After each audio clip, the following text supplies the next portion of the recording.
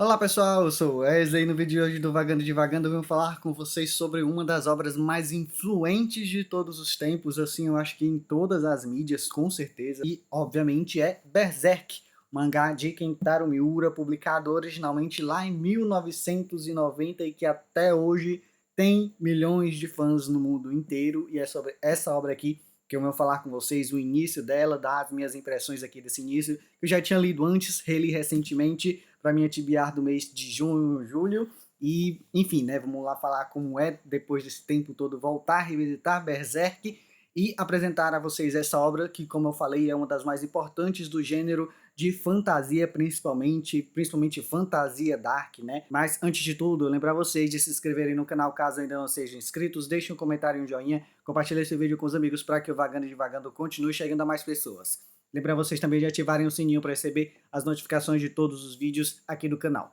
Agora vamos lá falar um pouquinho mais sobre Berserk, gente, que obra incrível. Vamos lá, né? Berserk, publicado originalmente em 1990 pelo autor Kentaro Miura, responsável tanto pela arte quanto pelo texto, o roteiro da obra. E como eu falei também várias vezes aqui, algumas vezes inclusive ao longo de outros vídeos anteriores do canal, que essa é uma obra extremamente influente para o gênero de fantasia, principalmente para o gênero de Dark Fantasy, mas é uma obra que extrapolou esse limite, não apenas na literatura em geral, não apenas dos mangás, não apenas nos livros pelo mundo inteiro, mas também extrapola limites e é admirada por grandes produtores, grandes artistas e etc. pelo mundo inteiro. Antes de tudo, eu quero falar com vocês sobre o autor Kentaro Miura, né? Eu não tenho muito conhecimento da história pessoal de vida dele, mas é um autor que, infelizmente, no ano de 2021, veio a falecer no mês de maio de 2021, deixando essa obra incompleta, pelo menos da autoria dele, né? Berserk passou um tempo após a morte de Kentaro Miura, ainda pausado, porque é uma obra que hoje, até hoje, continua sendo em publicação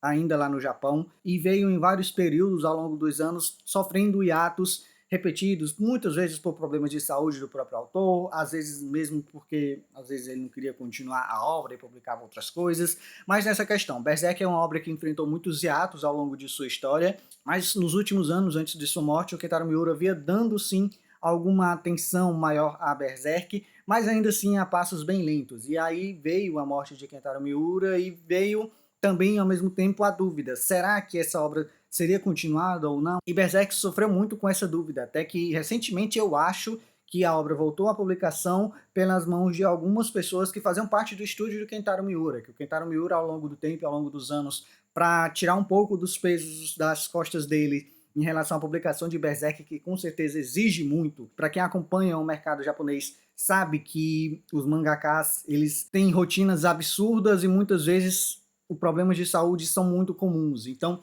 ele criou um estúdio justamente para que um grupo de pessoas pudesse ajudá-lo em vários processos que envolvem a publicação de Berserk. E essas pessoas, encabeçadas por um grande amigo do Kentaro Miura, que tinha noção de para onde a obra estava se encaminhando, que já estava se encaminhando sim para os seus últimos momentos, para o seu clímax e também finalização, ele acabou pegando a responsabilidade de concluir a obra. Eu não tenho noção de como está o andamento do mangá, mas sim, eventualmente está saindo um capítulo ou outro e provavelmente a obra vai sim ser finalizada, mas já tendo em mente o que o Kentaro Miura pretendia de finalização para a obra. Então existe uma promessa tanto para a editora do mangá no Japão, quanto do próprio responsável pela finalização dela, que ele não vai de forma alguma fazer nada além do que está na capacidade dele e do que o Kentaro Miura idealizou inicialmente para Berserk. Mas entrando agora, de fato, na história de Berserk, do que é que essa história vai se tratar?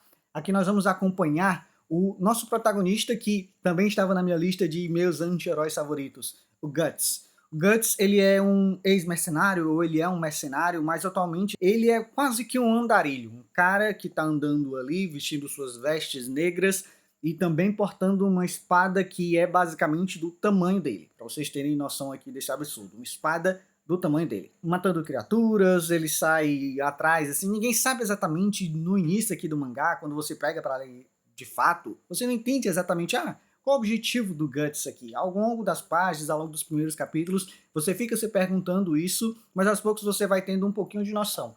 Logo no início do mangá, você vai aprender que o Guts, vai descobrir, na verdade, que o Guts tem uma marca no pescoço dele, que inclusive é a marca que está aqui. Eu não sei se vocês vão conseguir ver, porque é, na verdade, um baixo relevo aqui na capa desse mangá. Mas essa marca aqui é a famosa marca do sacrifício. Para quem conhece, obviamente já sabe qual é a função dela dentro da obra, mas a marca do sacrifício que está marcada no pescoço do Guts, na verdade é uma marca feita por uma criatura, mais especificamente um demônio, e a pessoa que está com essa marca no próprio corpo vai ser atormentada o tempo todo, vai ser perseguida o tempo todo por criaturas do mal, espíritos, demônios, criaturas, monstros, o que você imaginar. Então o Guts praticamente não tem paz. E a vida dele é essa vida de lutas, de ficar matando coisas, mas assim, o Guts tem um certo objetivo.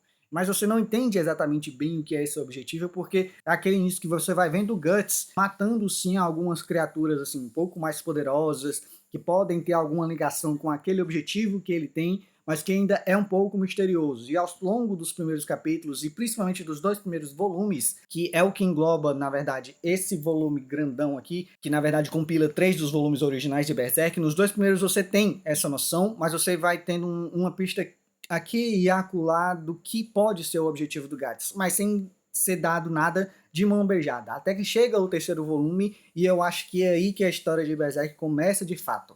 Porque nós vamos ser apresentados a um dos grandes conceitos, e acho que talvez um dos grandes grupos de vilões de todos os tempos, encabeçados por talvez um dos grandes vilões de todos os tempos, de todas as obras que você pode imaginar, que é o famoso grupo A Mão de Deus. Esse grupo A Mão de Deus, que eu não parei para entender exatamente qual é a função dele, mas é um grupo de 5 indivíduos extremamente poderosos. É um grupo de senhores do medo, do horror, do caos, etc. São basicamente demônios, e que você não entende bem ainda quais são o objetivo desses 5. E esses 5 não tenho noção hoje em dia se eles são liderados ou não, mas tem um em especial que, agora eu esqueci o nome dele, infelizmente, o nome dele dentro desse grupo, mas ele, fora do grupo, ele é um ex-conhecido do Guts, e o nome dele é Griffith. E você já fica se perguntando assim, logo assim, de cara, você vê esse grupo e você vê essa criatura menos falante, na verdade, e você, quem é esse Griffith? O que é que ele tem a ver com o Guts? Qual é a história do passado desses dois aqui? E é basicamente isso que fica pra gente, assim, desses primeiros volumes. Até que chega o último capítulo, se eu não me engano, eu acho que é o último capítulo desse primeiro volume grande aqui, que na verdade corresponde ao último capítulo do 3º volume original de Berserk, que se dá início a um dos grandes arcos de todos os tempos, eu acho, da história de narrativa, principalmente em mangás, que é a famosa Era de Ouro de Berserk. Como eu falei alguns vídeos atrás para vocês, é um arco que ele é essencialmente um flashback dentro dessa história. Eu tenho a noção do que é a Era de Ouro de Berserk como arco em si, apesar de eu não ter noção muito do que ele representa. Eu sei do que muitos falam, mas saber que está chegando um arco tão marcante assim para a história da literatura em geral, principalmente em mangás, e o que ele pode representar, principalmente pelo fato de esse ser um arco que é um flashback. Então você vai começar aqui nesse último capítulo do 3º volume de Berserk com o Guts pequeno ainda, criança, sendo encontrado jogado ali na vala, bem dizer, na lama, prestes a morrer, bebê ainda, até que ele é encontrado por um bando de mercenários e vai ser criado e vai crescer. E aí você vai descobrir como é que o Guts cresceu nesse grupo. Em algum momento nós também vamos descobrir quem é o Griffith quando ele aparecer nessa história. Então, assim, gente, é um primeiro volume que tem coisas marcantes. Eu acho que o início de Berserk é um início um pouco mais lento, sim. É um início que não entrega tantas respostas, mas ele faz muito bem o serviço de manter o leitor preso, querer descobrir o que é que mais esse mundo tem a apresentar, principalmente por ser um mundo de Dark Fantasy. E assim, já tem conceitos apresentados aqui que tem possibilidade de expansão para qualquer lugar possível. E não é à toa, por esse início de Berserk, que você consegue enxergar sim o potencial que essa obra alcançou ao longo de sua história. Para hoje ser colocada uma obra no pedestal, hoje ser uma obra que, quando chega e tem publicação de volumes no Brasil, esgota num tempo assim, recorde absurdo. Berserk, toda vez que tem novos volumes publicados no Brasil, ou republicados, reimpressos, esgota sempre. Eu não falei de muitos personagens aqui, eu falei basicamente do Guts, que eu vou pegar um cardzinho que tá aqui, que é mais fácil, que é esse personagem aqui, que nesse traço aqui é um traço mais recente do Kentaro Miura, mas o traço mais antigo dele já é igualmente marcante, como vocês podem ver aqui, eu acho que vocês conseguem ver. Então é uma arte incrível, mas eu acho que o Kentaro Miura brilha muito quando ele vai desenhar monstros principalmente, ver se eu acho algum deles por aqui, que são umas coisas bizarríssimas, mas você consegue imaginar como é isso aqui, por exemplo, e depois de um tempo isso virá inspiração para o que veio depois dele, porque é basicamente isso que Berserk é, não apenas uma grande história, mas também uma grande, talvez dá para falar enciclopédia, não sei, para quem quer hoje iniciar uma história de Dark Fantasy, olhar para Berserk e tirar inspirações absurdas. E eu acho que isso Berserk faz muito bem também como influência para novos autores de Dark Fantasy.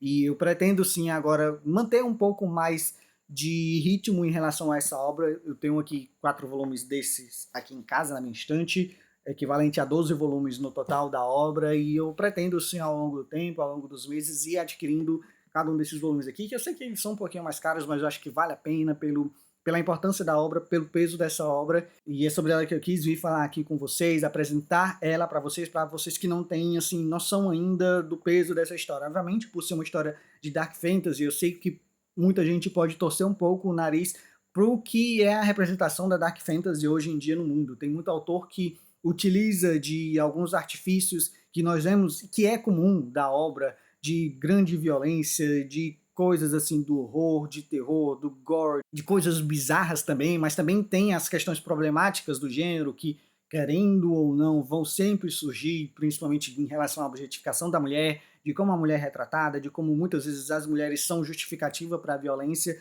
dentro dessas obras de violência direcionada a mulheres. E eu não vou dizer que Berserk está imune disso, porque eu estarei mentindo, porque eu sei de coisas futuras que vão acontecer na obra que são coisas bem pesadas, são coisas que chocam, mas ao meu ver, não entendam que eu estou passando pano, e eu acho que muitas coisas não são justificáveis dentro dessas obras, mas eu acho que ele não faz as coisas de forma gratuita, apesar de ser algo que hoje é quase alguns autores usarem esses elementos que viram anteriormente como uma justificativa para fazer a mesma coisa em suas obras. E eu vejo isso, por exemplo, nas obras do Mark Lawrence, que é um autor que eu gostava muito, mas a maneira com que ele faz nos livros dele, eu acho que extrapola ainda mais os limites do que é problemático que já existe no gênero. E eu louvo muito alguns autores que hoje em dia tentam fugir dessa figura da Dark Fantasy. Eu acho que o M.V. Neves, por exemplo, de um livro que eu li no início do ano, Máscaras para os Mortos, não faz disso, por exemplo, de forma alguma, e ainda assim é uma obra de Dark Fantasy autêntica, que você consegue